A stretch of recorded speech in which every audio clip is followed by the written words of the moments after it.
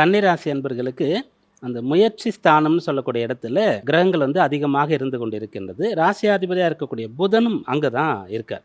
புதன் சூரியனோடு சுக்கிரனோடு சேர்ந்து இந்த 3 கிரகங்களும் 3ஆம் பாவத்தில் இருக்கிறது.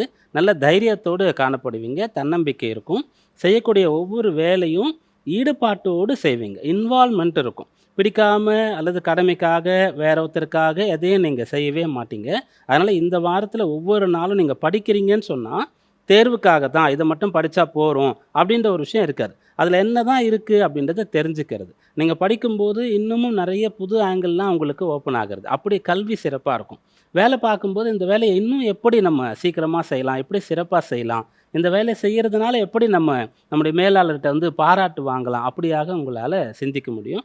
பிஸ்னஸ் பண்ணுறவங்களா இருந்தால் அதில் தனித்தன்மை எப்படி கொண்டு வரலாம் அப்படின்லாம் சிந்திக்க முடியும். அதனால் இந்த வாரம் சாதகமாக இருக்குது. இந்த வாரத்தின் ஒவ்வொரு நாளையும் நீங்கள் பயனுள்ளதாக எடுத்துப்பீங்க.